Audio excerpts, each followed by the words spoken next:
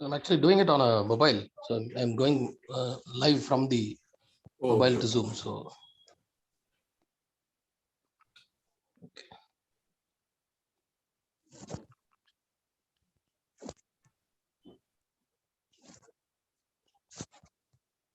So we have probably a minute before we can actually start. So okay. I'm fine with So it's that YouTube ticker that starts, huh? Yeah, no, I think both of us are live actually. Oh, acha. No, I'm fine with the we started early even with the first one. So even the banter is right there. I mean, so I'm fine with that as long as you're okay with it. So Yeah, I'm fine. I'll just be careful with my words. That's all. no, even during the program, we are typically careful. There are certain lines we don't cross. Yeah, of course. Because typically these are.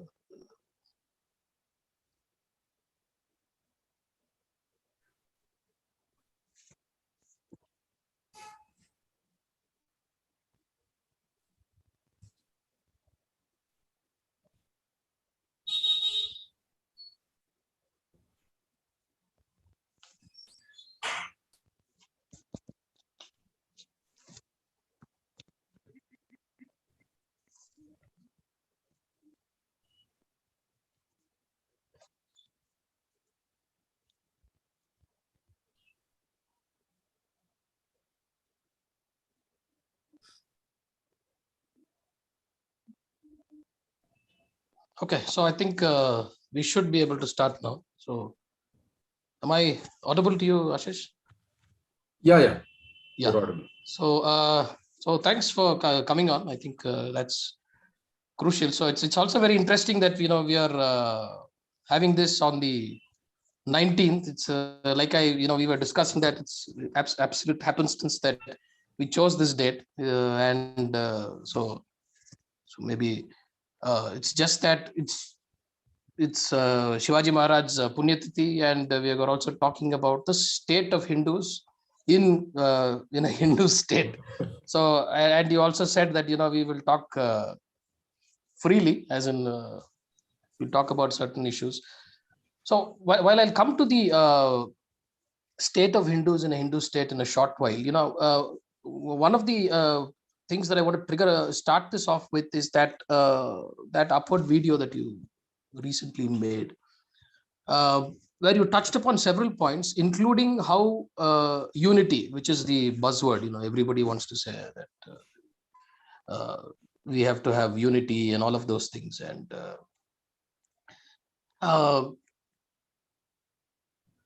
okay, so all of this, but you said you said that unity is a mirage. It's not something that is that has happened, or is something that's going to be happening. Right. But you also make the point. You also say that it is something that is obvious, but it doesn't seem to be obvious to most people. Particularly those who believe that we have Shivaji Maharaj right now in office. Rather a version of Shivaji Maharaj in office, and therefore everything is fine. So what is the politics of it, as you understand it, and why are so many of us so gullible? And Yeah, well, I mean, when you say they are gullible, I may not want to, I may not want to comment on that, because it may so turn out that we are the ones who are gullible. oh, but yeah, that's right? perfectly possible. So, I think that's another question that we are going to come to very soon also. Whether, right. But as I explained in that pinpoint video that you're talking about, the underlying cause for this kind of sloganeering about Hindu unity is a total absence of collective goals, right? Human biology dictates large-scale cooperation with fellow humans, right? And therefore politics. right. We are hardwired to do politics, to ally with other people with common objectives, and to define our in-group and our out-group.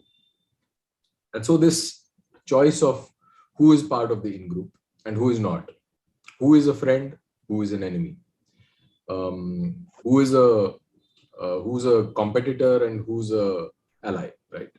So this is critical to human flourishing at a collective level. And it is also very important for the psychological well-being of an individual, right?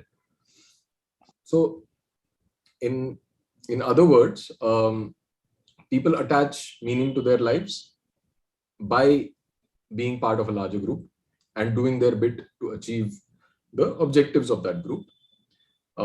And that much, I think, is pretty much undisputed. So now let's see how Hindus define their objectives. And as I expressed my contention in that video as well, is that today Hindu society has no real objectives. By real objectives, I mean objectives that are based on an understanding of the challenges that we face as a collective. So if we were to pose questions to ourselves today about our relationship with nature, about the extinction of 100,000 species happening every year from the biosphere, about the degradation of soil, water, and air, right? Or in another direction, about how we think of big tech, about artificial intelligence. How do we deal with the intrusion of media and associated propaganda right into our bedrooms? And most importantly, how that manipulates the thoughts of the impressionable minds of our own children, right? Or let's say of the growing gap between the wealth, between the rich and the poor, right? The ethics of anti-aging technology. So, you get the picture, right? There's just so many questions, so many uncertainties that we are dealing with, and so many emergent phenomena that we need to find the answers to these questions. What are our proposals as Hindus? What are the answers that a literate Hindu with a fancy college degree who also votes for the right party and has all the tick marks in the checklist of being a Hindutvavadi, what answer is he likely to give, if any? So, right. So that's one. That's one. Now, so answers to these questions, or rather the problems that you have pointed to. No, so that's, I'm just saying that these are questions that we need to deal with, right? So these are like, these would define our objectives, right? There are many others. There's the question of demography. There is, like Hindu-Muslim coexistence and all that, the political sphere, all that. But I'm just saying that there are so many questions that we need an answer to that would define our objectives. Now, at the same time, we have a very long history of conflict with Islam that more and more people are getting to know of, or they already know. The Ram Janmabhoomi movement, that was the foundation on which the BJP built its political empire, was nothing but the Hindu-Muslim historical conflict, right? So, given this reality, it is clear that the outgroup in this context is the Muslim community, right? And since there is no objective, there are no objectives that our in-group has defined for itself, there is a psychological vacuum, which is filled by pseudo-objectives defined merely by opposing the objectives of the outgroup. So if Muslims do animal sacrifice on Eid, we must not do animal sacrifice. If they oppose state interference in religious matters, we must encourage it. If Muslims practice polygamy, we must impose monogamy, even on Hindu communities that used to practice polygamy. Take another example, right? You have another outgroup in the name of Global Handmaiden of Islam, that is the left in all its shades, right? Here too, if the left talks of environmental destruction, political Hindus are quick to deny it. And they will endorse state action that destroys forests and rivers, right? So this whole Hindutva politics has gone too far in opposing the outgroups without defining their own goals, which should be based on Hindu Dharma, right? So we are in a situation where if, let's say, Muslims were to say that we will allow selling pork outside mosques in the hypothetical situation. Hindus would willingly concede space for, they will cede space for cow slaughter outside temples. That's the sad reality. And if anyone points that out, he becomes an enemy of unity. So that's the politics of unity. So I'm laughing because I'm trying to the wheels are kind of turning in my head in terms of all of the things you said and how you brought it around to finally this. But just to play the devil's advocate here, and sir, it's only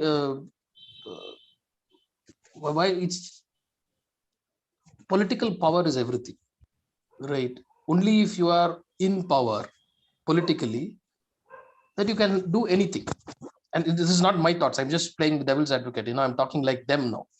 And I'm saying, so we are in political power now. So why are you so impatient? Well, like you slowly, we will, all of these things. It's not that we don't know. Don't think that you know everything. We know all of these things, but we are coming to it, and we are going to address each one of these things one at a time. No, correct.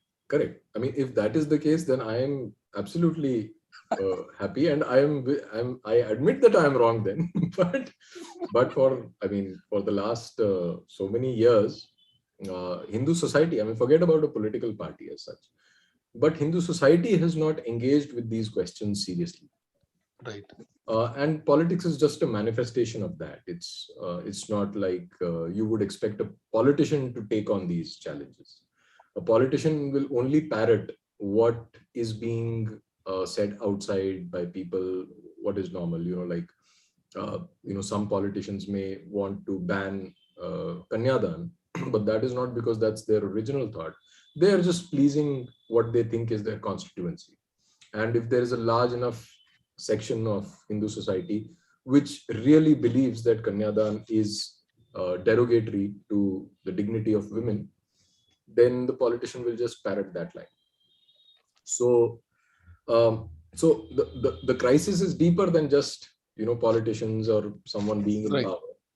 And while they are in power, and like you said, they're free to do anything, but that anything needs to be defined, because if it is not defined, then it will actually be anything. and it's anything that is actually being played out, but we'll come to that in a short while. One of the things that really struck me, I've been following your articles on caste and other things.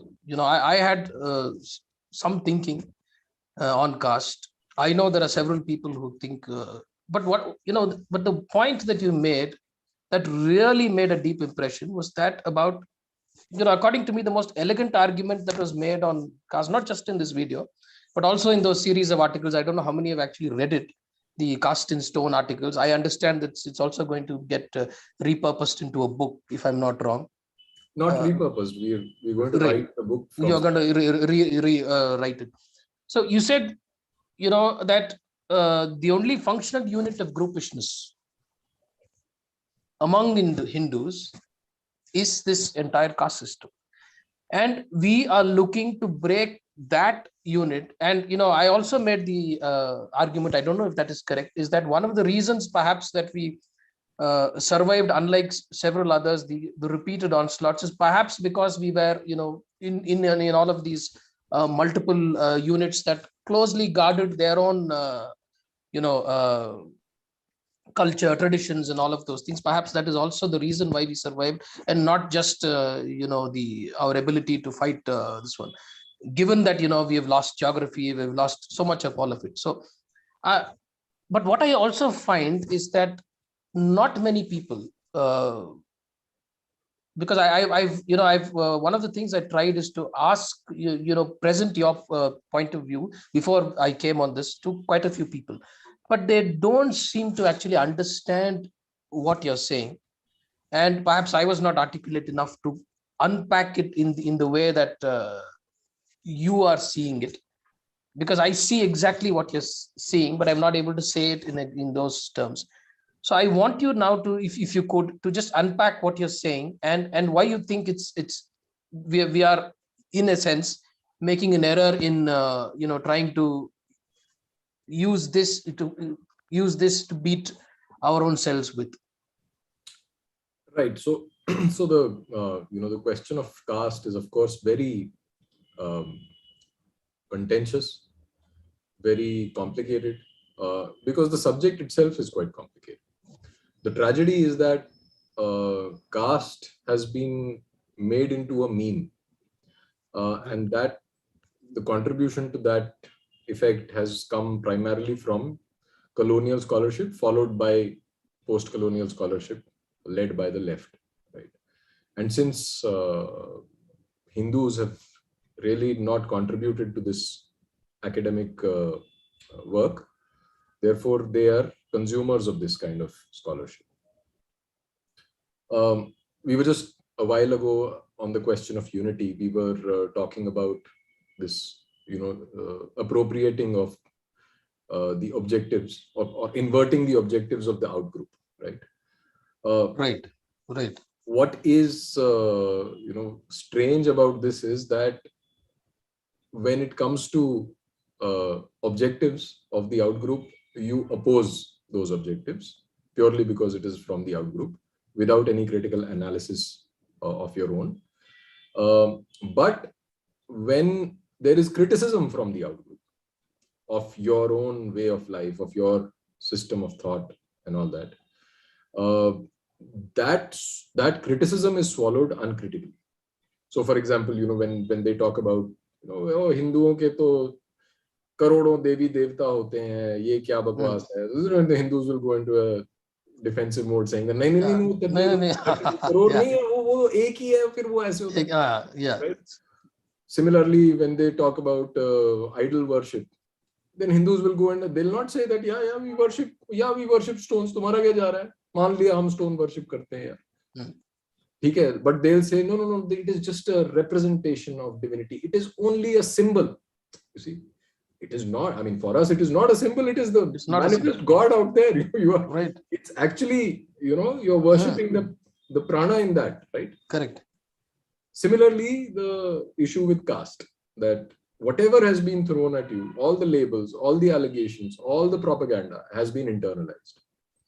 Now, polytheism naturally allows for diversity and, let's say, a multiplicity of identities within the same person. Like Hindu identity itself is a mesh of identities. And for example, you could be a Vaishnava merchant, right, with an interest in Sri Vidya Upasana.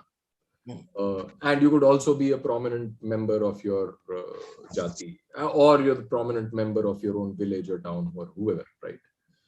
Like in our research on caste, when we were studying Barabalutedari system and the Jajmani systems, we came across some fieldwork studies where it was documented that in the typical village setup, when there were wrestling contests between two villages, people would support their own village rather than their own caste.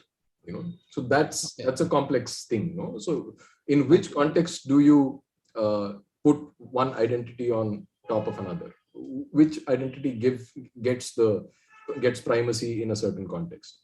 So a polytheistic society is like that. You have that multiplicity inside you, and you are free to choose how you want to be seen in a certain context, or how do you see yourself in a certain context. Now, but since custom is deeply linked with your lifestyle, which is itself dependent to a great extent on your occupation. So your caste identity pretty much described in the past who you were in worldly terms, your tastes, your attire, your cuisine, your custom. And if you go through the records of Christian missionaries, there was an excellent article published on Pragyata written by Hali Kalyan and Sai Priya, where they had actually they had documented the entire, but a long list of quotes by Christian missionaries talking about caste and how In fact, exasperating. I did speak to Sai Priya Oh, on one of wonderful. the conversations for about him. Yeah. Right. So they'd done a beautiful job in documenting that. And you go missionary after missionary, when you read them, you will find them exasperated by, by this phenomenon of caste. Now, caste today no longer determines the occupation, especially in urban areas, but it is still inextricably connected to your cultural inheritance, whatever that may be. Uh, Annihilating caste is therefore akin to destroying your pride in your own culture and creating an even more atomized society. And let me make no bones about it. The most important factor for Hindus surviving the onslaught of Abrahamic madness is caste. At least Caste. as far as I understand. No, I think we both agree. I think I that's made that because, opening. And that's because of its hold over custom. You see, losing your caste meant losing your community, which no one could afford, right? When we wrote in in the Caste in Stones series, we wrote an article on Shudras, and we mentioned Shudra pride. That if you look at the inscriptions from various medieval temples, you will find that the artisans and the artists, they have their own inscriptions. They've described their work, they've described their place in society, how they see themselves and all that. And it's full of pride, full of Shudra pride, right? But when we wrote that article, someone very well educated, very well read, he wrote that, what pride can a washerman have in washing clothes? Right. It's a legitimate question. Yeah. I don't know what pride a washerman would have. Maybe he has, maybe he doesn't. But this is reducing the debate. This is reducing the complexity again to a meme. We are saying that Shudras were proud people. Whether they were proud of their work, they were proud of their identity, they were proud of their skill, or they were just content with being who they were. But it's not that they were oppressed in the sense that it is described today.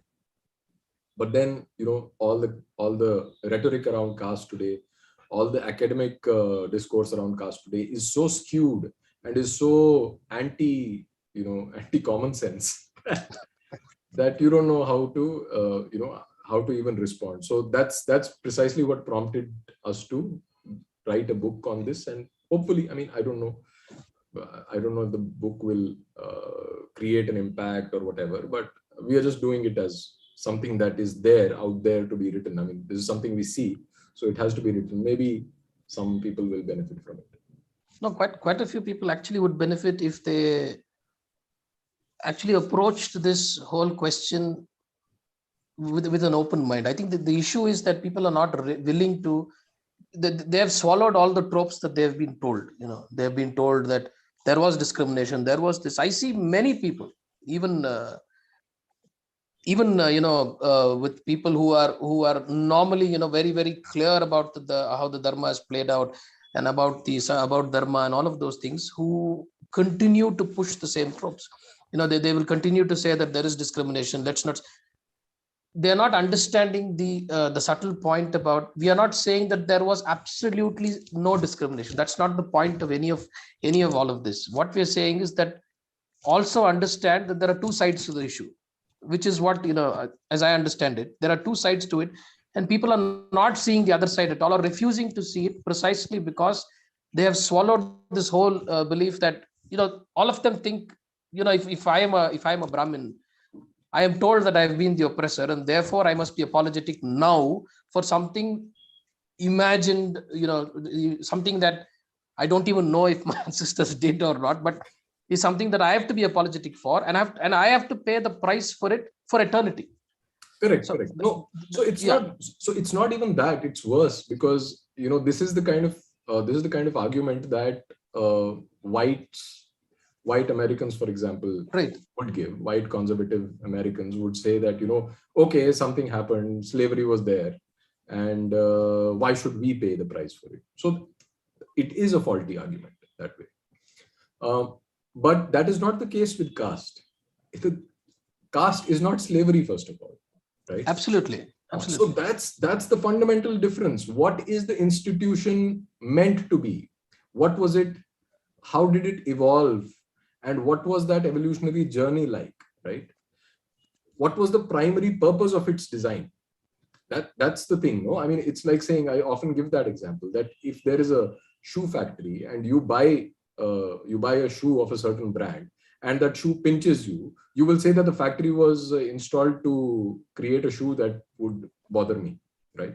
That's the kind of argument that these people have swallowed about caste. Caste is not meant to be exploitative. It has a totally different function, and it has evolved organically over thousands of years.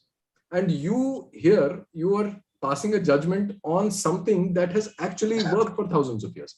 So the absurdity of the argument is just mind-boggling. And No one is saying that you need caste in that form today. We are not even talking about that. I mean, that's a different discussion altogether. right. And that, I think, different people would have different views about that. But we are only saying that you first correct the understanding of the past, because even if you are to extend affirmative action reservation benefits to certain sections of society, and I'm not against that, and I've been criticized by people who follow our work, saying that you're too soft on these things, and it's not that. I do understand that India today has swathes of people, large sections of Hindu society does need a helping hand. And it's okay to give them that. It's okay to provide them reservation. For 10 years, for 50 years, for 100 years, that is debatable. But yeah, do it. But don't do it on the premise that my ancestors are responsible for it. Right. I brought correct. I brought that up because I saw several Twitter threads recently which said, I'm not going to be taking names, but which said about how I apologize for what my people did. Quite popular blue tick. So that's it. I'm apologetic about this. I'm doing this. My ancestors did this, and therefore I'm, and this whole idea. I fail to understand. This is one. I'll make a segue after from caste once I get this out of the way. There's this dichotomy that I've not been able to figure out. Every single politician will say we are looking at a casteless paradise. We're going to look at an absolute equality, which I think is impossible. There's never been a time in the history when any society has been absolutely equal. That's an impossibility. One. Two is they will say that, but at the same time, every political rally, every election, everything that they offer will be based on caste line. So how is it that people don't even see this kind of this dichotomy that is clearly being played out? No, that's because they start from the premise that we are guilty. So once you are already pronounced guilty, then whatever is thrown your way, you will accept it uncritically and say that I apologize on behalf of my ancestors, and they were really silly people, they were savages, and and if you say this, right, if you point out this clear connection with colonial education, for example, right, then people will say, oh, they blame everything on the British. But I mean, it's out there for you to see. It's not my fault that it is from that. I'm just pointing it out. That this is what English education was meant to be. That you create a class of people, all that Macaulay's minute. You create a class of people who look with disdain at their own ancestors and traditions. So that's absolutely, yeah. We used to call these are the classical coconuts, brown on the outside, white inside. So absolutely, yeah. So I'll just move to the next one but I just ask this one thing. Do you see us heading in the, or at least being nudged in the direction of the people of the book? One religion, one people, one nation, kind of a thing. Yes. You see that happening? Oh, yeah. Certainly. I mean, a polytheistic society cannot flourish without ensuring cultural diversity, which means that you must allow for a wide range of customs and practices. And not just allow, but find ways in which they can be inherited and practiced across generations. Because if you can't inherit culture, then the culture dies, right? It's not like right. It'll die. I mean, that's what history has told us, that every everywhere that, you've, for example, if you bring in, people will say that, this Hinduism is a free for all, you have freedom to do as you please. It's not. There are clear boundary conditions. You have to follow tradition. It's just that, just because you don't follow it, just because you don't know what the rules are, what the tradition says, what the sampradaya is, what to follow. Of Correct. course, I mean, of course, we can agree that there is one supreme truth that has been that has been interpreted different ways. That is the only freedom that you have. But even within those interpretations, there are clear rules, and this one of how you should practice. But that nobody wants. They will say we have absolute freedom to do as we please, and all of that. So Absolutely. yeah. So I want to come to the next point where I think you took it up in a big way, and I did speak about it in a small way right at the beginning about 4 years ago, and which is the Kashi corridor. I thought that it's important for us to be Right. talking about. About 4 years ago, I did write an article which was based on information that we could gather through telephone calls or through what was available on the internet and all of that.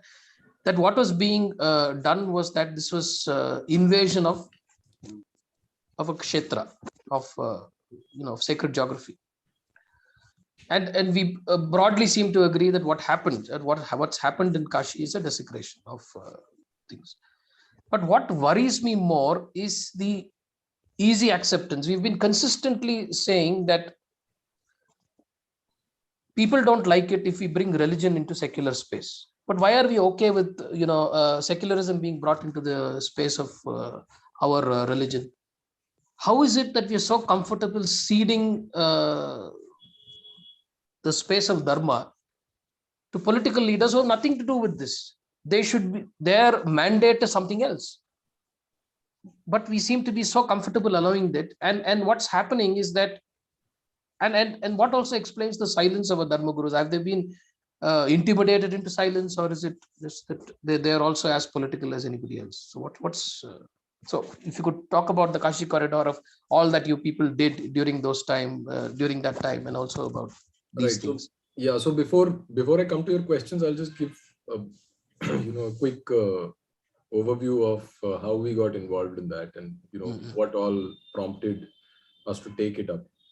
The very first thing was the very first instance where we were dragged into it, literally, was when the Saptarishi Aarti that is conducted Right. in the evening was disrupted by the CEO of the corridor. He was an IAS officer in charge of the corridor.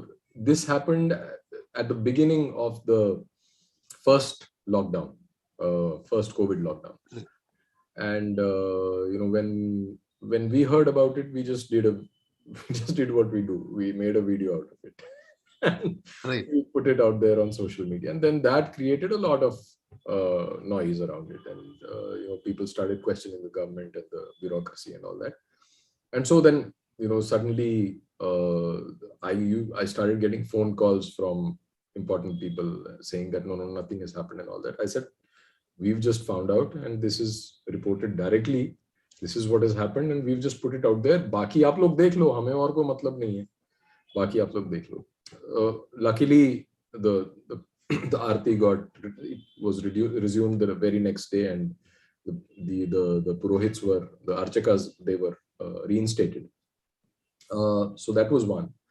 Then next, what happened was that this the Akshayavat, that sacred fig tree near the Hanuman temple, that was uprooted. And the Hanuman Murti also, I think, was yes, that was broken. Also broken. Yeah. Mm. And when I was following that story because after this Saptarishi thing, it just naturally I got interested in what was happening. And so I was following some people on Facebook from the locals from Kashi, and they were posting for 1 month. They had been posting that these guys are going to uproot this tree. and this tree is sacred, and this Okay. tree means so much. So yeah. So but we were told it was an accidental kind of They thing. were Yeah. saying that they are going to make this look like an accident. There are still those Right. videos. I remember that. Yeah. And when that finally happened, we did what we do. We made a video of it. Yeah. So again, we were like this time they were like these are Chinese agents and all that. By this time, we had gathered an aura of traitorship and Yeah, I know. I followed that very closely, and I and also took some of the heat because I was retweeting or sharing some of, and I was recalling my own this one that I had written about 3 years ago, where everything was actually predicted. yeah, yeah. We were like, all of these things are Correct. going to play out kind of. Absolutely. Mm-hmm. In the meanwhile, we had also sent someone from our team, Shivam. He had Shivam, gone yeah. and he had collected the documents. He'd shot videos and he had interviewed people and all that. And then he wrote an article, and that article also got a lot of flack as well as support. I mean, there were people who actually said that it opened their eyes to what was happening. So anyway, I mean, this was like one after another. There were these three major pieces of content that created a lot of flutter on this issue. And but finally, when the inauguration of the corridor happened, it was endorsed by one and all. It was endorsed by the Dharma Gurus. It was endorsed by big names. We are nobodies. We are just common people. It was endorsed by people who are supposed to be the guardians of Dharma, representatives of Dharma, and very respectable figures. So, I mean, I don't really know why they did what they did, whether they didn't have the complete information, whether it was because they were intimidated by the might of the state, or whether they have complete trust in the leaders.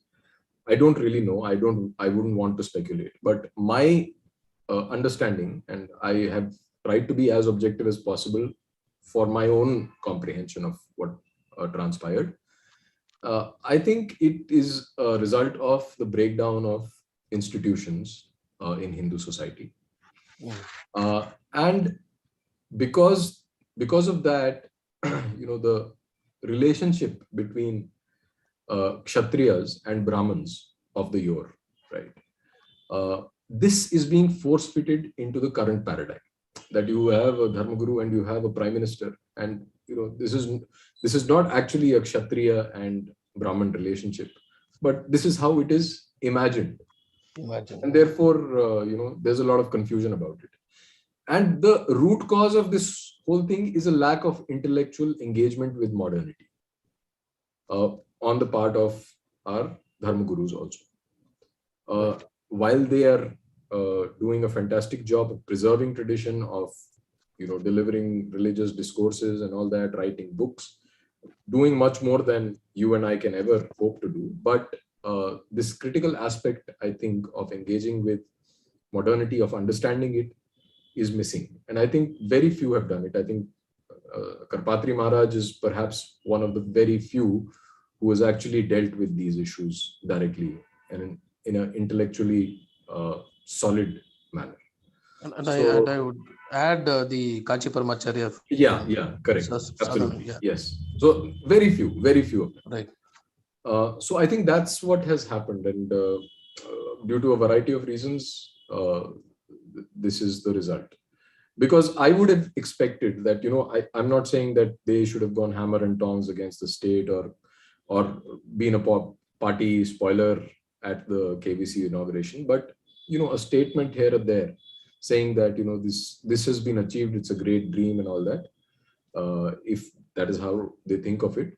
But they could have mentioned that maybe in the future, as this corridor also expands, as we go to other parts of India and Kashi, maybe we can try and not damage vigrahas and temples and treat them more respectfully, not cut down ancient trees. I mean, that I think was expected, but they didn't do it. So I mean, I don't know how to digest that.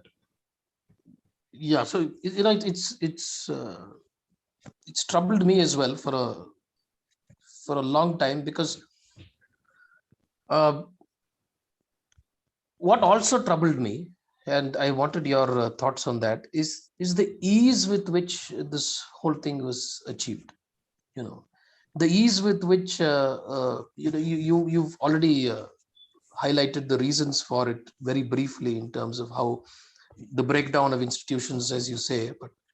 I was shocked, and I still continue to be shocked by how easily this was done with so little resistance, and how every person, every individual, or every group that stood up and asked questions were treated with utter disdain, and nobody seemed to bother about that. I think that bothers me more than anything. More, I mean, the desecration itself is important, but this whole idea that you could simply run roughshod over people's sentiments, that you didn't have to ask the community, you didn't have to do consultations, you didn't have to do any of those things, but you could simply go, and you had a large army that actually supported every single move without asking any questions or answering any questions.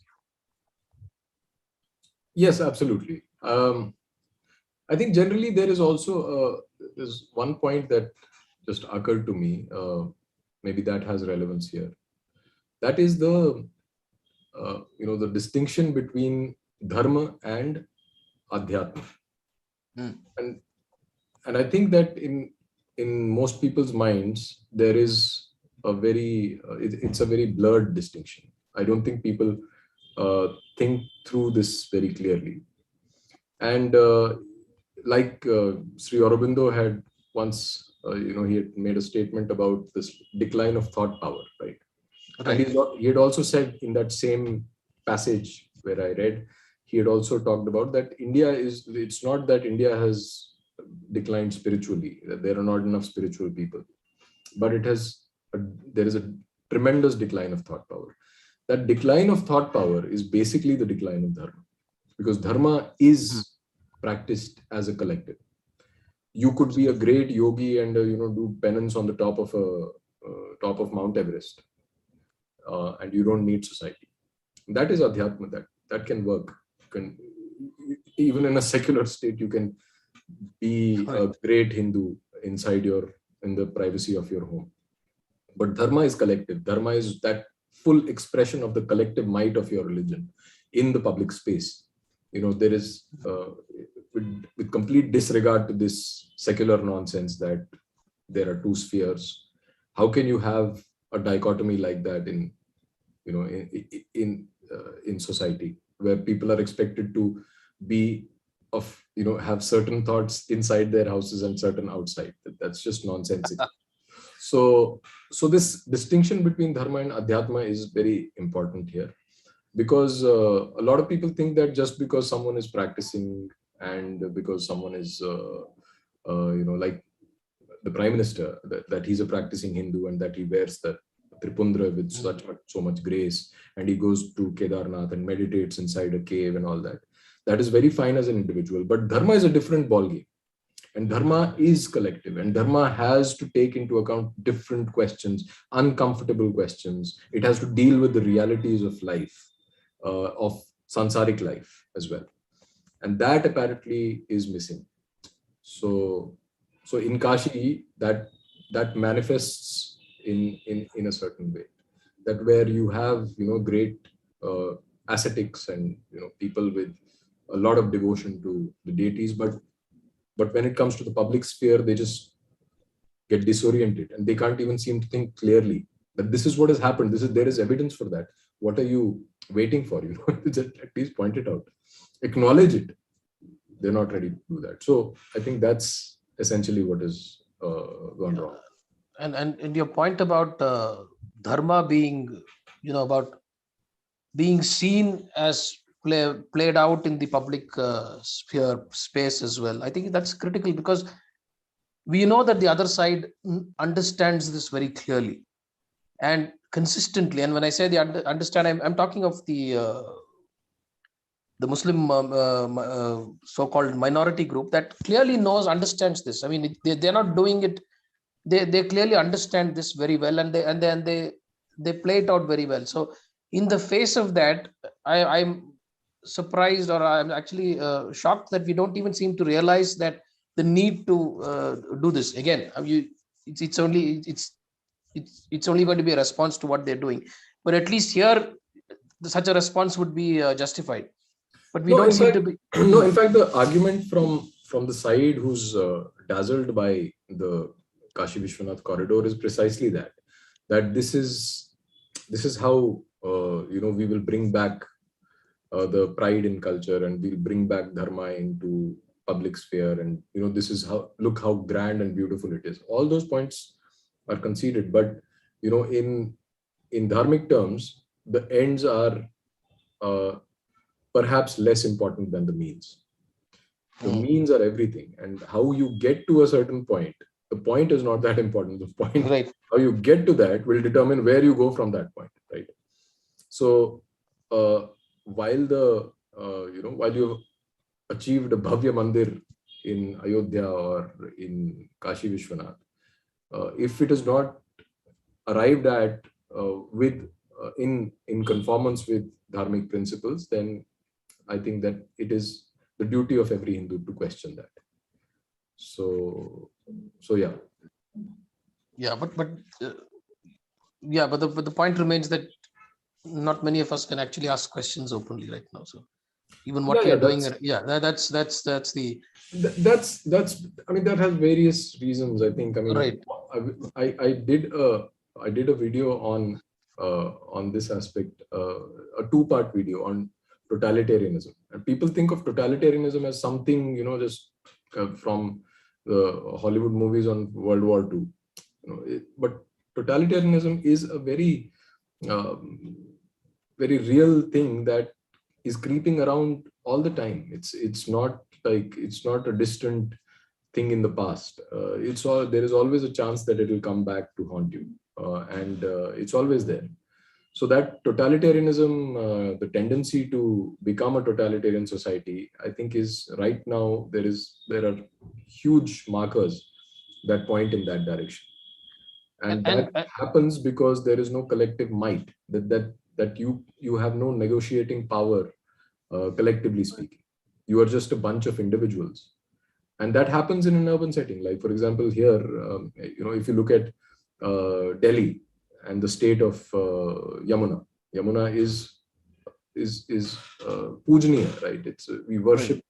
worship her, and yet it is so dirty, and there are at least thousands of people who believe that Yamuna is worshipped, who live in Delhi, right? Thousands, lakhs perhaps, and yet we can't do anything about it. So we don't have a collective agency with regard to that, which means that we are victims of uh, individualism gone rampant. We are we're living in an atomized society, and we have no scope for collaborating and getting things done together. That's where we are. And what about this mentality within the Hindu that there will be one great savior who will save us? I mean, we've seen this for quite some time right now. Looking up to one great savior who will save us from everything, and park all your hopes with that That's one person, one individual. Or Yeah, that's exactly the consequence of having no collective agency, because as individuals we can't do anything about stuff. I mean, as individuals we are powerless. We might want to flatter ourselves that individualism is right, this and that, and it's freedom and stuff like that. but absolutely nothing. You can't accomplish anything. Yeah, absolutely. We have no agency. So when you don't have that agency, you would look for saviors, and look for powerful figures of authority, and that's how authoritarians are born. That's how despots rise to power, um, and these are ideal conditions for that kind of figure Absolutely, to rise. absolutely. So that's what I had alluded to in that video also. I think a lot of people misunderstood that video as well. I'll come to that about misunderstanding most of what you say. You know, uh, okay. You didn't want to speculate, but I'm going to speculate. I'll just leave it here. I leave this thought here because there was one video that I saw, which actually made me think. And I have a theory. I have not actually, this is probably the first time I'm airing it. Or probably I did write a post about it. I'm not sure, but I have a theory that this whole corridor was also built uh, to actually shut down the demand for reclamation of the Gyanvapi mosque. Call it my in intuition, or call it whatever. But I've started to think on those lines in terms of, because are you seeing that there is absolute silence now on that question, or rather not much happening, and therefore, and even the corridor, as I understand it, masks the eyesore in one sense, right? The walls of the corridor. So it's something that I've started to think, and like I'm saying, I'm only speculating, but I just thought I'll leave it there. If you want to react, Perhaps you it could. is, perhaps it is not. I don't really know. I do see the logic there. I do see, but I have no way to, you and I don't have a way to verify Right. it as yet. It may be that way, or it may be just a side effect or an afterthought. Okay, चलो ये कर दिया तो अच्छा ही हो गया, ये भी हो गया. Or No, but what it I'll, is, I believe, is basically, I mean, the I'll driving force behind it is revenue maximization for the state, absolutely, and absolutely and revenue an maximization. absence of discrimination between pilgrimage and tourism. Mm. So that's at the heart of it, I think. That's at the heart of it. There's also a reason. Okay, let me also. I'm not going to be taking names, but this is a fairly popular, what we like to call, the IT cell handle kind of say, right? Who actually made that point, and therefore, after this thought came into my mind, where he said, "Ayodhya ho gaya, abhi Kashi bhi ho gaya," kind of a thing, right? So I said, wow, this, and the coin kind of dropped, in the sense, okay, so what I've been thinking, and what these people are, this person is saying, and he's not, and he's clearly one of the people who is one of those trumpeters of the establishment. So that's the reason why I brought it up. But like you say, we don't know, Right. and we can't speculate much on it. So I'll go to another topic that's something that you've done much work on, and something that's also very close to my heart. And even yesterday, when I had Rama on the podcast, I spoke to her about it, which is about freeing Hindu temples from government control. Hmm. One of the things I started, and is what I started to document something somewhere in 2015. It's 7 years now since I started. Is what I like to call the secular loot of Hindu temples. I'm into part 5 of it, but I have not published it anywhere except on my blog. So in the sense, uh, so in that sense, it has limited traction. But this is not an opinionated article or anything. It is simply documentation of loot that's happened. So if I've already reached and what am I using? I'm using simple Google search, and whenever I come across something, I simply document and write it about, with a clear reference and all of those things. I finished 3 parts. I'm into 4th part, where I'm saying, okay, this vigraha stolen from there, gold looted from there, this lost from there, that kind of a thing, this temple broken, that temple, this one. Now we are seeing this consistently, and the complete lack of community voice in matters of dharma. I mean, there's a kind of complete control over what you can do. Recently, we had this, notification that came to quite a few temples in Bangalore, in Karnataka, which said you'll have to. Subsequently, the notice was withdrawn because of the outrage that happened. But these are big temples. If you know Bangalore, the Basavangudi is an area that's, you have the Bull Temple, you have the Dodda Ganapati Temple. Now, all of these temples started to receive notices which said you can't, you need to, you're causing environmental pollution, which is an environment pollution kind of notification, uh, because of the noise pollution that you're creating, which is what? Ringing of bells. And when the Maharati happens, they play that drum that is kind of, that's noise pollution. No, I made the point yesterday that I don't call out 5 times a day, nor do I make the claim that my thing is the greatest and there is no other thing that is greater than mine. But even to ring the bell, so I think Jay Sai Deepak made that point. If you need to slap them, you have to first slap the Hindus, and then it's crucial. If you want to stop Azan, you must also stop even ringing the bells at the temple kind of thing. So that is the state that we are in when it comes to Hindu temples and all of that. So I just wanted to know what, and one of the responses that came, Rama brought it up, and I told her that I'll take it up with Ashish when he. There seems to be a light that's falling on your face. Can you? How is it? Yeah. Right. Yeah. No, it's okay. Yeah, better now. Yeah. Kind of. I thought something lit up kind of. So was that there is if we free temples, so is there a plan? If let's say that we free the temples and give it back to the community. So I said nobody's going to be arguing about freeing temples without having a POA that's going to say how and the what and the how and the why of it, the entire business process that's required for it.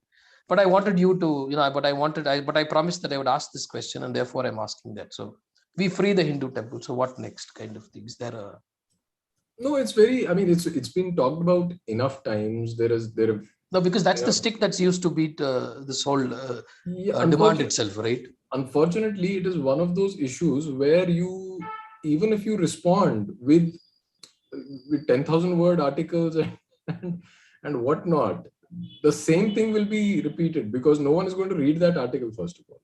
Right. They just want to say that if the government goes, and especially if it is a government we have voted for, then then hell will break loose after the temples go back to the community. My good friend Ravi Lochanan from Indic Collective, right, he has written an article on what will happen to temples once the state exits.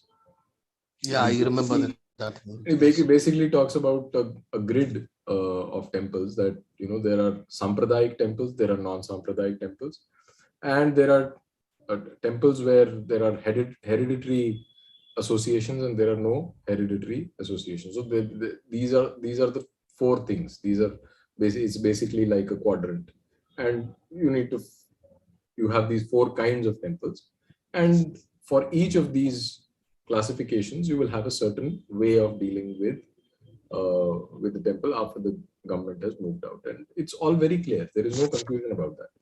In fact, at Indic Collective we also have prepared a draft legislation that can be enacted at the parliament, the central government, that would start the process of freeing temples, and we'll make that public very soon. I think there's some minor corrections to be made.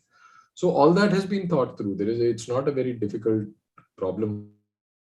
It's just very basic, and enough deliberations have happened on that, and enough has been written on it already. There's not more than one article on this, on Swatantra. Right. So there is no confusion about that. But the fact is that these are not good faith arguments being made on the other side. Absolutely. These are things that no matter how much you respond, they will still come back with the same question again and again and again.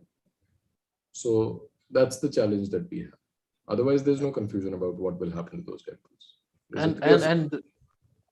Yeah, sorry. And to the point about this government goes and some other government comes, my research, limited whatever research shows that there is absolutely no difference between this government, that government, there's absolutely no difference. Oh, absolutely. Temple, it is the nature of the Indian state itself. Right. It's the and whether there's government A or government B, it doesn't really matter. It doesn't really matter. I mean, the loot continues. We are not just talking of loot. We are talking of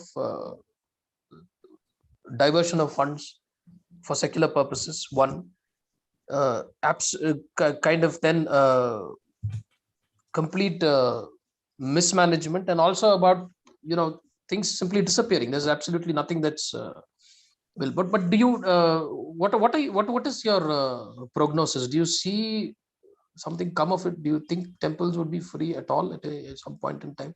Because you know what happened with Sadhguru, right? I mean, he tried that, and there was quite a groundswell, and then he got, I think, he got swatted, and then he simply stopped. Like, Well, I do think that eventually it is going to happen, because the ruling party itself has sent feelers. In my own, no, Karnataka has Karnataka BJP has had it in his manifesto for the last yeah. 10 years, I think now, but Yeah. nothing's No, come of it. So in my own negative mindset approach, I believe that this is going to be made into a big issue so that you maximize the benefits from this issue. right. Get as many votes as possible. And once this becomes big enough, then you deliver that promise. So I am hopeful that this is going to happen, but it will not happen in a straightforward way. It will not happen like, in a logical fashion, as you would expect dharmically minded government to do. It's going to go through that churn and all that.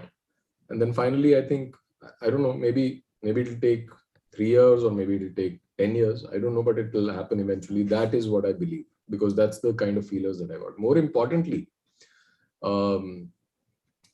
what it results in, that I am not very comfortable with, because the kind of feelers, again, that came from them were not.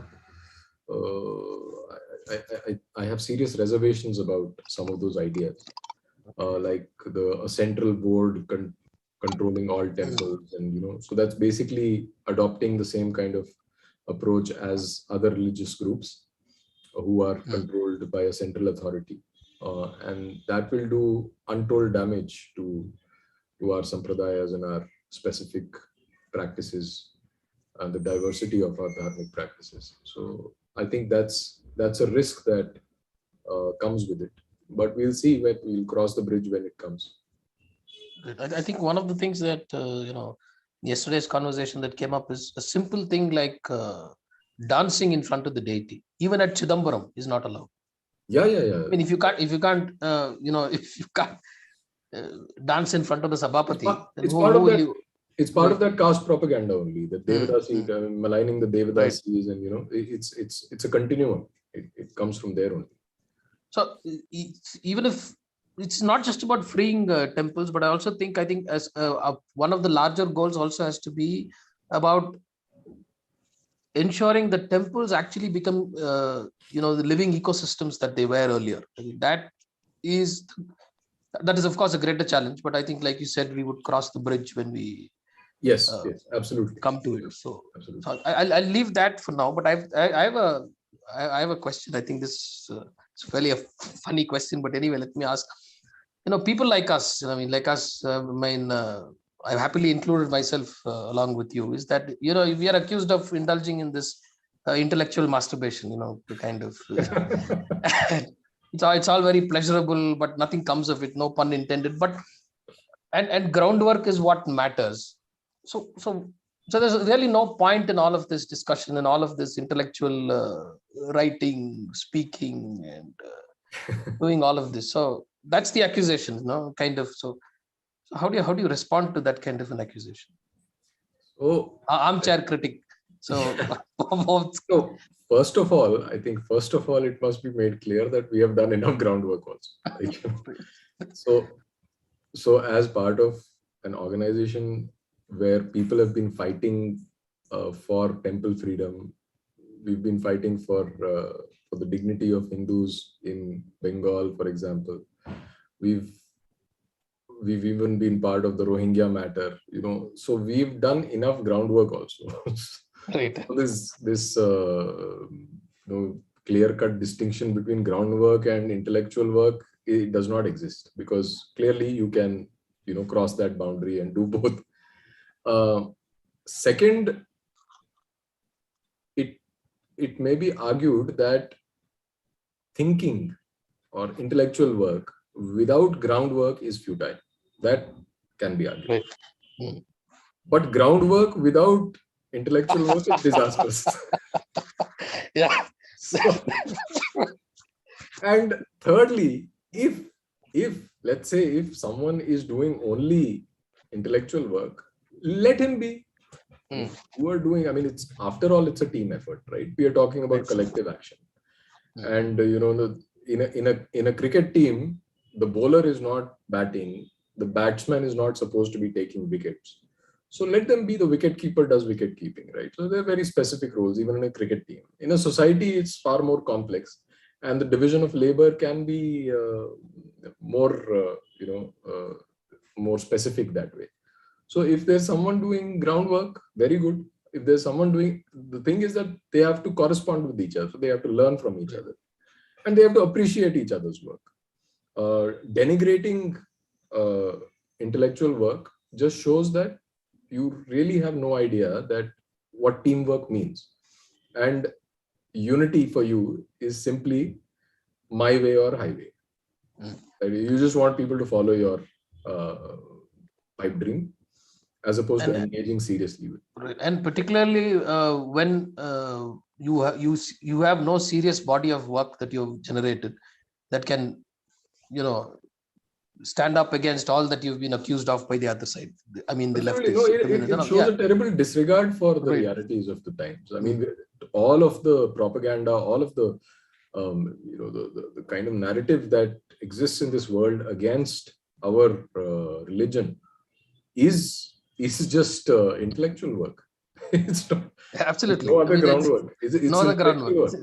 Yeah, the groundwork happened. The groundwork happened about 1,000 years ago when 40,000. Right. No, that's a different. I mean, that's like a tag team. No, that's a tag team. So the intellectual work that happened in the colonial period is more damaging than all the loot and plunder also. Absolutely. And the intellectual work that happened also provides a cover for all of the groundwork that happened then. Yes. That's the whole point. That's the whole point. Yeah.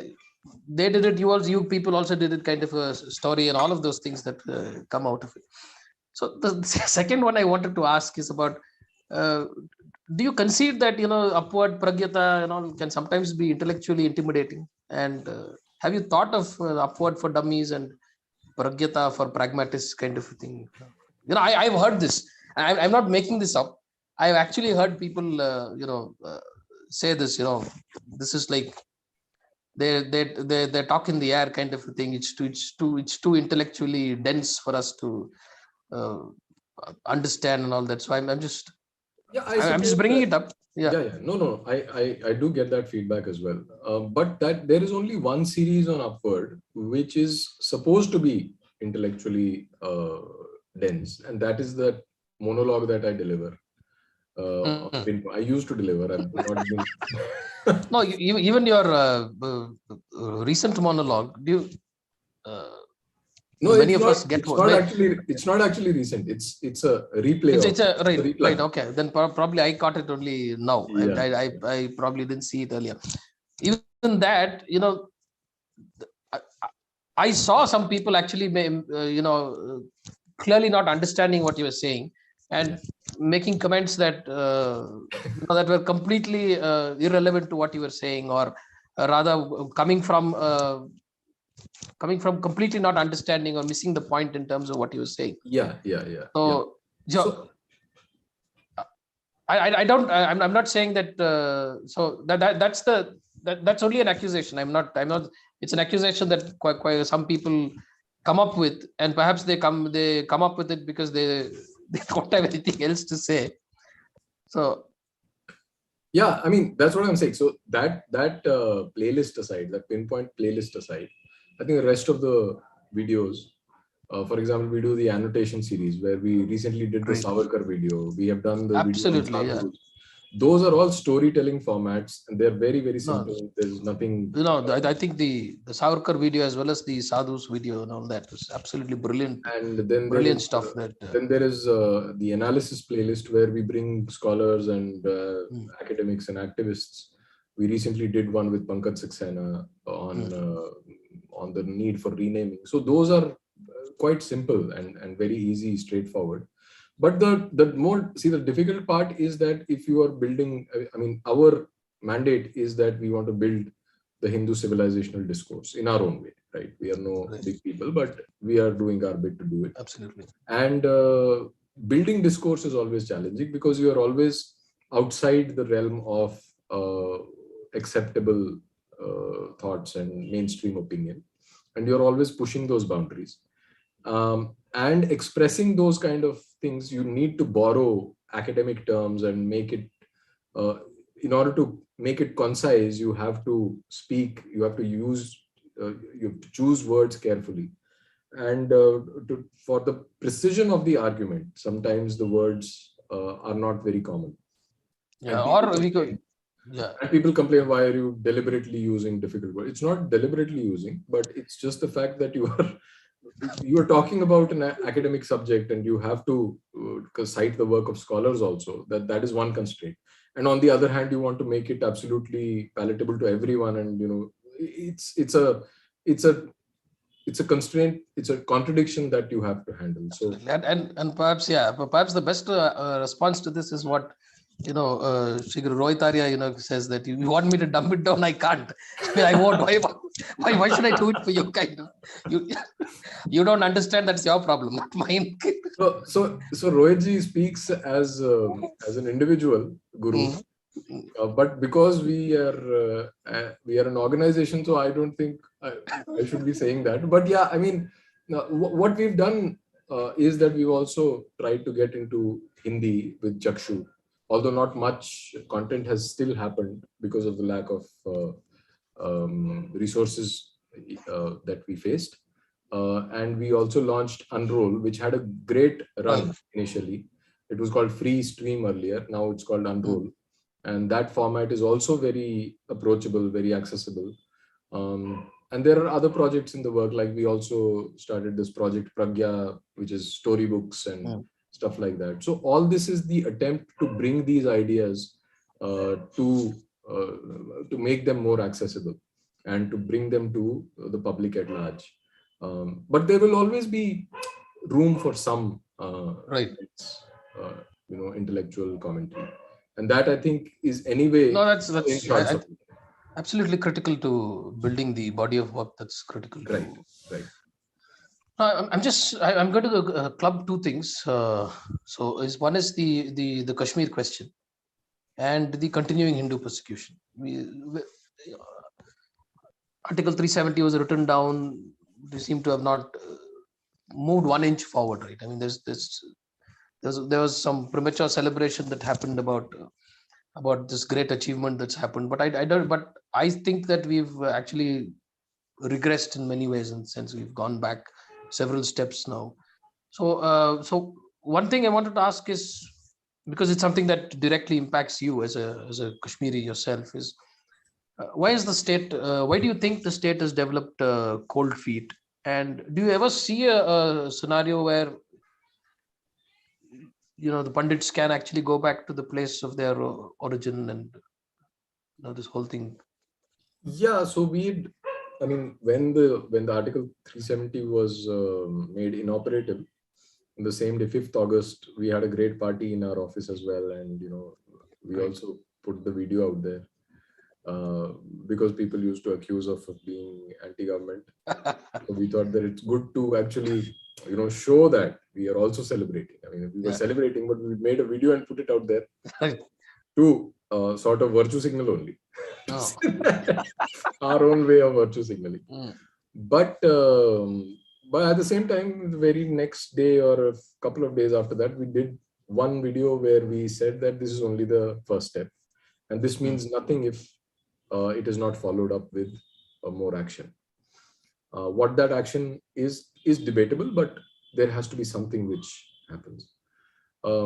Unfortunately, nothing has happened because the Indian state does not have a vision with respect to Kashmir. And I've said that this several times, even with Arihant, I had a conversation a month or so back, where I made the same point, that because we are caught in this secular modern republic sort of fantasy, that there is no long-term plan for where India is headed and who's in charge. And so the only things that are worthy of celebration are this, striking down of a piece of legislation somewhere. Whether that affects the reality in any way, or whether that reverses the genocide, the ethnocide that had gone on for not just decades but centuries. That is a question that no one is engaging with, because the answers are not very pleasant.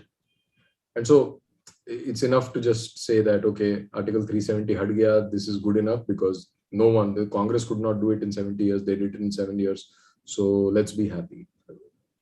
Okay, I mean, you can be happy, but then we shouldn't leave it at that. What next should be the immediate question, because then that will also give the government a feedback that there are people who are expecting more, which is not happening. And so we are stuck with that. I don't see Kashmiri Pandits going back, at least in the foreseeable future. I don't think I'm going to go back and settle in Kashmir, not because I don't want to, but because the conditions will not be favorable. If they were to give you, if I think, would it be possible if the government thought of gated, secure No, communities, and no, no, that no. was not. You see, I mean, we were already living in clusters.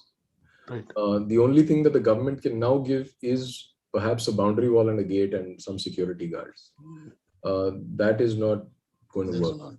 That is not going to work. What we should be asking for is a complete, we need our share of the land. And that is what Panun Kashmir is about. Right.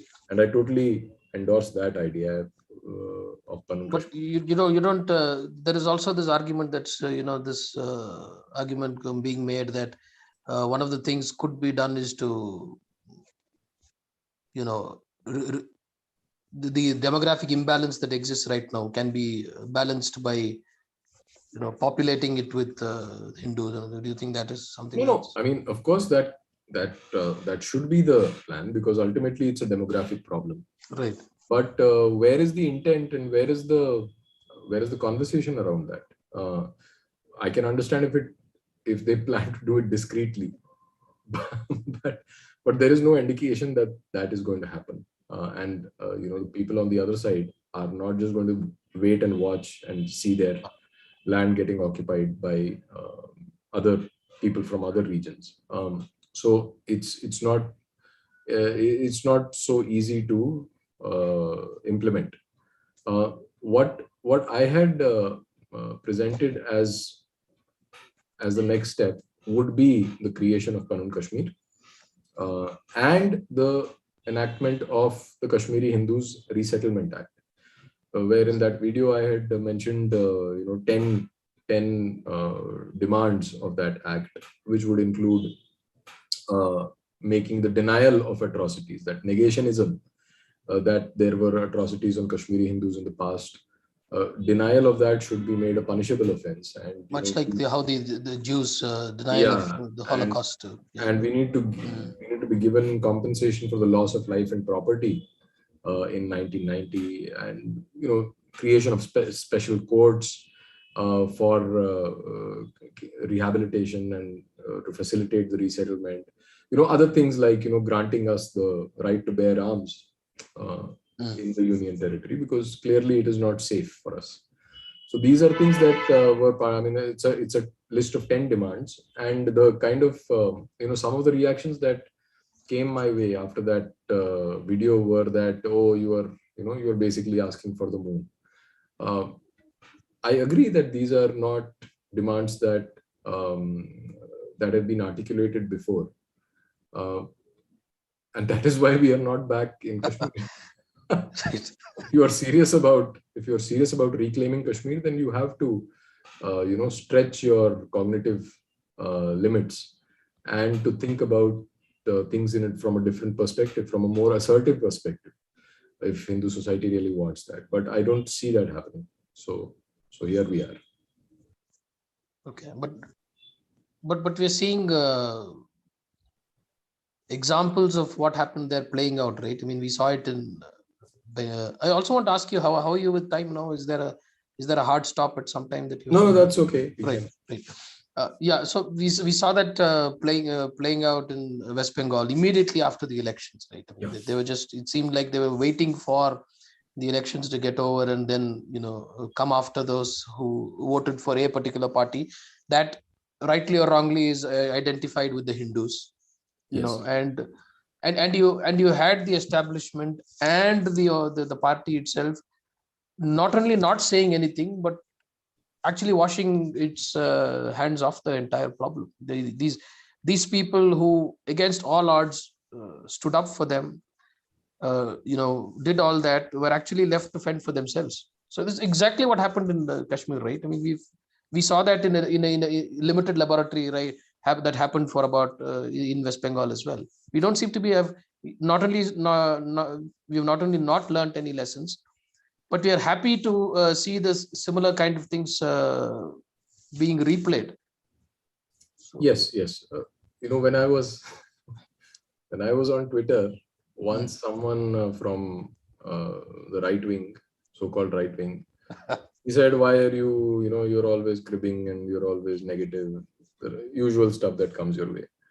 And why don't you go back and go and settle in the valley? And you're always criticizing the party and on the government." So I said, "Look, I tell you something frankly. I am not worried about myself.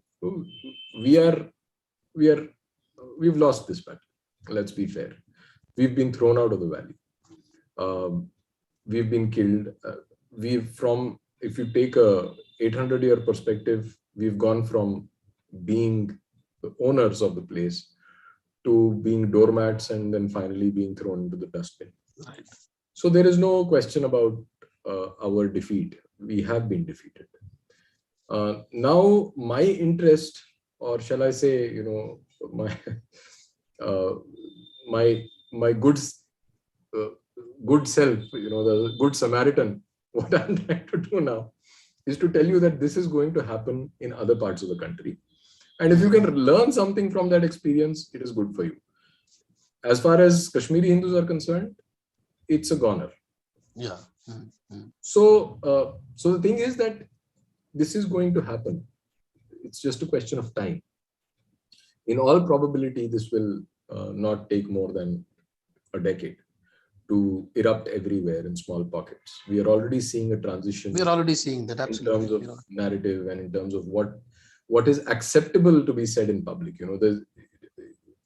Recently that fellow said that if we occupy the chicken neck and we will, we'll separate the Northeast. Right. So these are things that were usually not said in public earlier, but this is an indication of where this is headed. Yeah, it's absolutely. The root cause of it again is that the other side has let's say, a civilizational vision, because they're part of the Islamic sphere. It's a global right. So this is a subset of the larger, And in the Bangladesh parliament itself has a resolution for achieving greater Bangladesh, right? There is also the fact that due to global warming, they are estimating that their coastline, which is where most of their economic activity happens and which is the most densely populated zone of Bangladesh. There are about 5 crore or something, if I remember correctly.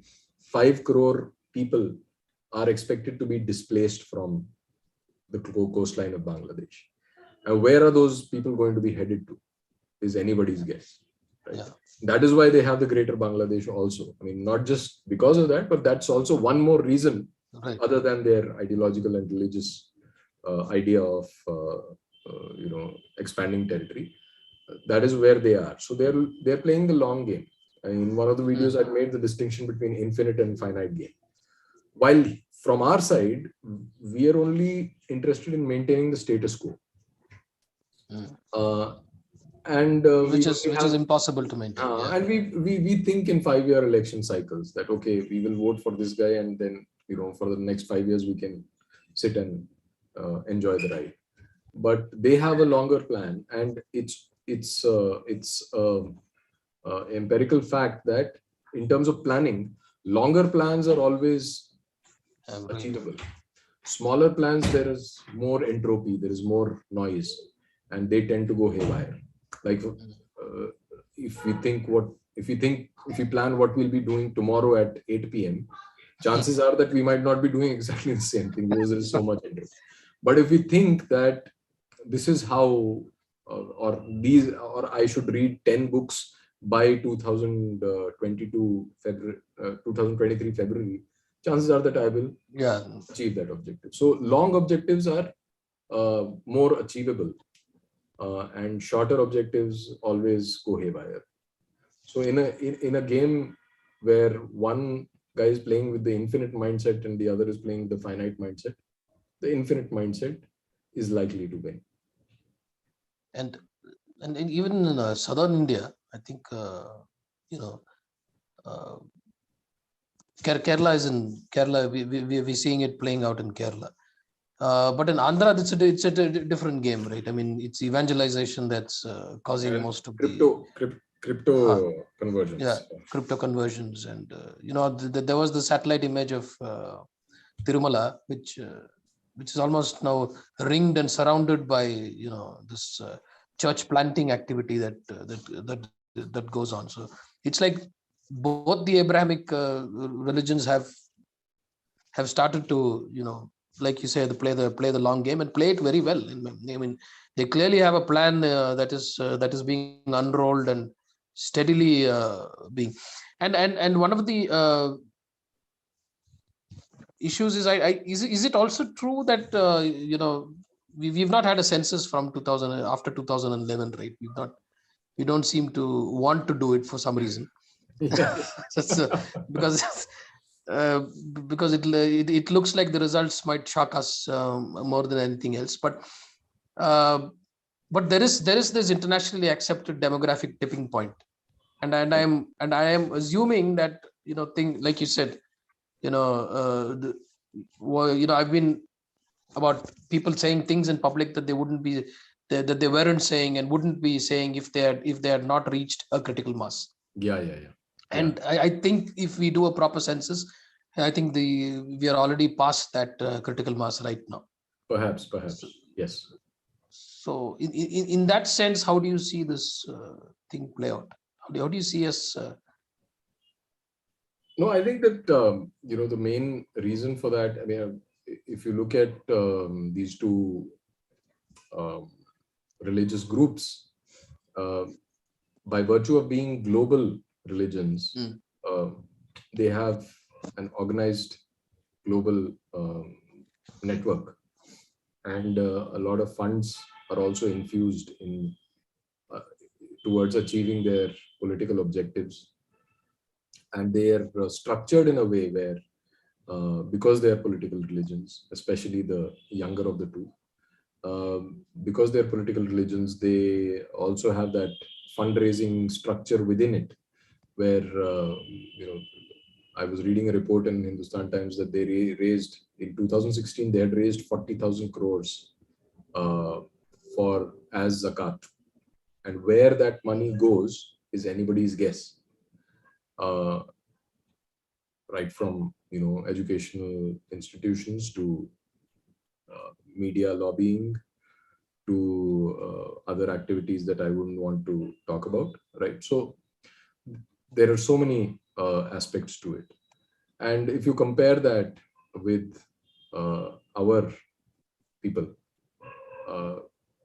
there is, I mean, it's not a question of comparison. There is just no comparison. From our side, there is nothing being raised for such things. One, because there are no institutions, like I said. Secondly, whatever we donate in the name of Dharma is taken by the state. It's taken by the state, absolutely. So where is the comparison? And in such an event, how are you even placed to offer any resistance? Forget about launching a counter-attacking strategy. And they also seem to have at least one of the Abrahamic faiths. They also seem to have managed the preventing their people from getting caught up in this woke liberalism, these kind of things, they seem to have. I think that also is an important reason. Deracination of the Hindus Oh is yes. also, is also, is also parallelly causing us, because when we talk of Hindus who are dharmic Hindus, I think we're talking of a very small number actually. Yeah, yeah, yeah. I'm not sure if it's above 40% or even 35% or something. So when we Yeah. say that we are 78% Hindus, or nowadays I see people being very careful. They say 75%, 78%. No longer it's an 80-20 kind of a divide. Those numbers are being carefully calibrated now. To kind of so we're And not talking of again, that. and We are again, I mean, even within that group, hmm, the distinction that I made earlier about dharma versus adhyatma, right. that needs to be again taken into the calculation, because um, you may be a practicing Hindu, right, Hmm, and sincerely practicing, doing your nitya upasana and all that, and yet you may not be able to comprehend what is happening at the collective level. So you are not an expert in dharma unless you hmm, make like serious effort, and even then you're not sure. Like, I don't really know if my interpretation of dharma is as per the shastras. I hmm. haven't gone to a traditional gurukul, so I am just another fellow who's just trying to cope with with whatever I can understand. But that's the situation with everyone, and I think that I'm still better placed because I've had the luxury of indulging in this kind of activity, like speculating and Hmm. reading and doing my own swadhyaya. But not everyone can afford that, and you are just basically practicing Hindus, but while you are practicing, you still are not competent to deal with matters of dharma. So Yeah. it's a very deep crisis that. It's a very deep crisis, and I'm beginning to think that the real minority is this. We are the real minority actually, and in the sense, and we are this little frog that's slowly getting boiled, and we've gotten used to the warmth, and we Oh, think we absolutely. are. No, no, Mhm. that though is not even a matter of debate. We are the real minority. I mean, in a Right. global context, in the modern times where national boundaries don't mean what they Anything. used to Yeah. mean, right? So we are in any way we are the minority, and that is why we are facing what we are. Ultimately, the global majority will have its way, and that's what is happening. So we are at 92 minutes right now. So I'll come to the absolute last section. To two things. One is I wanted to ask. I've been wanting to ask this, and quite a few people also wrote in asking why is quite a few people who said why is Ashish Bhai, one of the people we missed on Twitter apparently is they mentioned two people. I don't remember the other one. One is the one definitely was your name that came up saying. Okay. So you got trolled out of Twitter, right? I mean, or rather, you chose to say, okay, why get into all this janjat? Just let me. You already have avenues to voice what you want on Twitter, even without having a personal account. So I just wanted to know if you want to share what happened and why you chose to.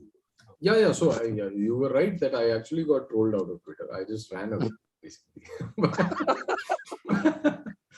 Because there was slander to deal with every day, and it Mm, was just taking a toll on my time.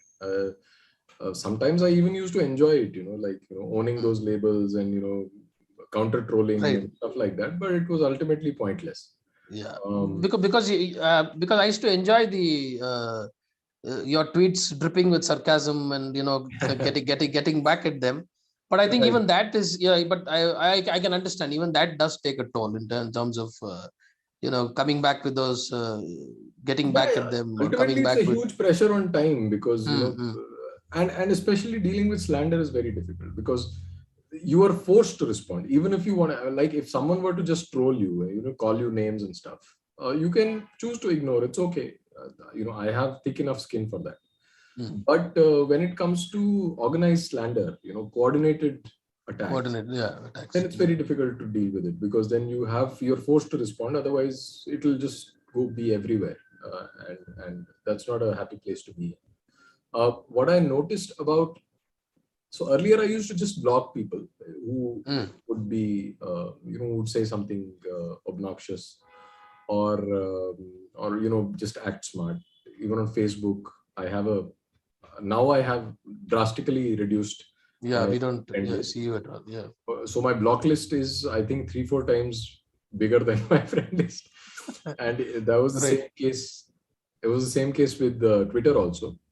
But I noticed that in the beginning, I thought that was a great strategy, and let me publicly place the blame on Shri Rohit Arya's door for this. That I thought this was going to work. All of us have. And I just followed that strategy. But I realized that these are people who carry a grudge for a long time. Correct. And it's unbelievable that there are people on Twitter who still, even today, they talk about me as if I am something important in their lives. It's very funny, and they have nothing else to do, and they'll call me. Even if I, like, for example, this one, if this is being watched by someone from Twitter, they could just take a bunch of a clip from this, and then they'll start talking about me and put on. So that is one thing. That grudge thing, I thought that it was a serious thing, and there were people who actually came to our office, and I was not there, and they created a ruckus. So anyway, that aside, but overall, I think, more objectively speaking, I think there is a distinction here between how social media used to be like 10 years ago or 20 years ago, and how it is now. And I was reading this book by Kahneman. His latest book is on noise, right? And his earlier book is on biases and heuristics. And so this fit perfectly, and I just, some connection happened in my mind that 10 years before, what we were dealing with was bias. And there was a huge, sort of movement on social media against left-wing bias in the discourse. And so, that citadel was broken. Now it is characterized by noise. So in that sense, left-wing is about bias, right? And right-wing is about noise. Yeah. I think you make this point often enough about how so much time is spent, the right wing spends, the right wing, as we understand it, spends so much time on social media, and there is this false sense of achievement that comes from having made, made a post or forwarded a tweet and all that. And I do see some people who spend close to 7-8 hours, doing nothing else but, commenting on posts, or or generally trolling people, and or rather making posts themselves. They spend so much time on social media. There's little time for anything else. So that. Yeah, social media kind of has hijacked.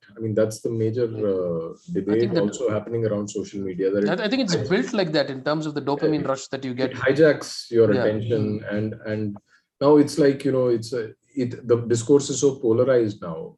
And I am not anti-polarization politically, I say, but I'm just saying that, that, like, when we were talking about bias, so at that time there was a conversation happening, which is why the bias could be called out. Now that it has entered the zone of noise, there is no conversation happening. And what is happening instead is that there are two camps, and they're getting newsfeed that is that appeals to their particular biases, and the conversations around that are pure noise. It doesn't really have a precision in terms of what arguments are being made. And left wing does have that. They are precise in their arguments, but they are way too biased. But here, there is no precision. Okay, so we're almost at the end of it. Is there some final thoughts on the way forward? Is there anything at all that you would like to share Oh, I think- any take-home message, anything at all, or are I we have done? no one to give any take home.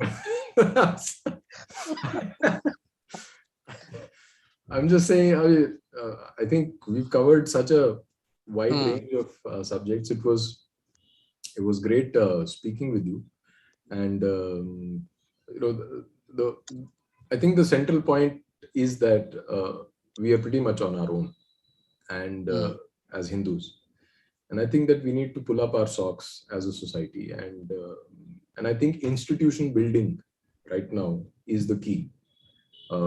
Outside of the state, independent institutions that are somehow connected to the community, or that rebuild that reinvigorate the sense of community in our society. That's the need of the hour, I think. And I think that if we are able to pull that off, then the next stages would be negotiated. Otherwise, we are in a pretty bad state. We are almost like paralyzed. And that's a great point at which I think we can wind this down. Thank you so much, Ashish. It's been absolute pleasure speaking with you. Same here. Thank you for having me on your channel. Pleasure. Thank you. Thank you. Bye.